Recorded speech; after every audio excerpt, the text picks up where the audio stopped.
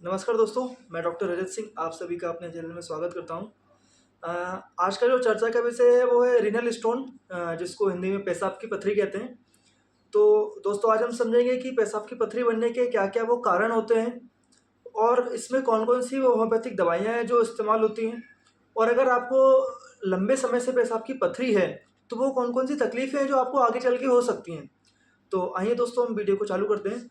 सबसे पहले हम ये समझते हैं कि पेशाब की पथरी क्यों बनती है। तो देखिए दोस्तों, पेशाब की पथरी बनने के 3 कारण हो सकते हैं कि जो पेशाब का रास्ता है उसमें किसी प्रकार से कहीं रुकावट आ रही हो, या फिर जो आपका पेशाब का रास्ता है उसमें कहीं से कोई रफनेस हो, या फिर आपका जो पेशाब है वो थोड़ा-सा गाढ़ा हो गया हो किसी वजह से।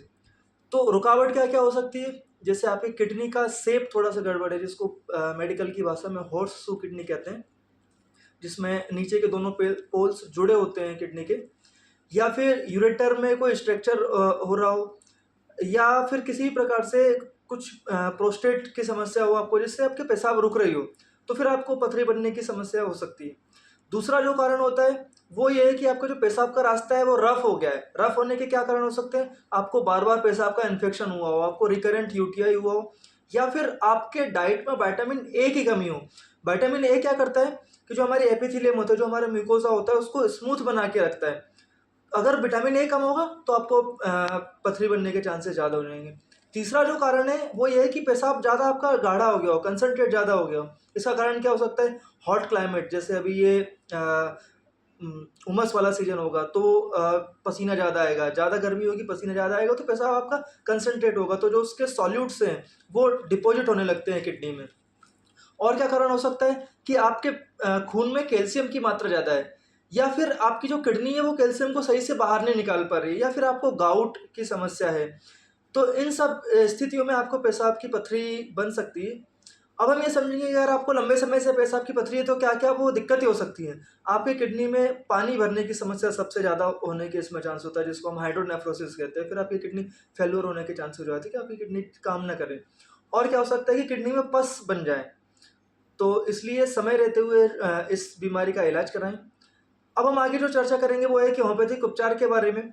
तो होम्योपैथिक उपचार को अगर हम समझें तो अगर आपको किडनी में स्टोन की दवाइयाँ को समझना है तो आपको 3 पॉइंट्स याद रखने पड़ेंगे कि आपकी किडनी का स्टोन किस जगह पे, मतलब किस लोकेशन में, राइट साइड है, लेफ्ट साइड है, यूरेटर में है, ब्लैडर में है, कहाँ पर है।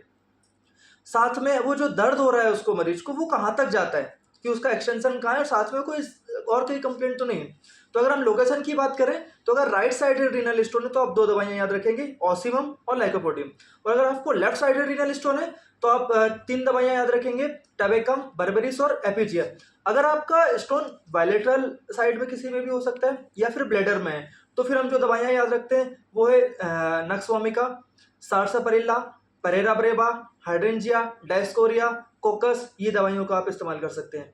अब हम ऑसिमम का यूज़ कब करेंगे? जब आपको वॉमिटिंग हो रही हो, दर्द के साथ में वॉमिटिंग हो तो ऑसिमम का यूज़ कीजिए। लाइकोपोडियम का कब यूज़ करेंगे? पेशाब करने के पहले दर्द हो रहा है, पेशाब करने से आराम आ रहा है, साथ में मरीज को गैस बनने की समस्या ज़्यादा है। टैबेकम का इस्तेमाल कब करेंगे? नोज़िया जो है मरीज को बहुत ज़्यादा है, कॉलिक जो दर्द हो रहा है पेट में वो बहुत ज़्यादा है, साथ में फोरहेड में स्वेटिंग हो रही है, और ये जो उसका नोज़िया है बाहर जाने से, खुली हवा में जाने से उसको थोड़ा-सा आराम आ जाएगा, तब हम टोबैको का इस्तेमाल कर सकते हैं। फिर जो दवाई अगली है वो बर्बेरिस। बर्बेरिस का इस्तेमाल कब करेंगे दोस्तों?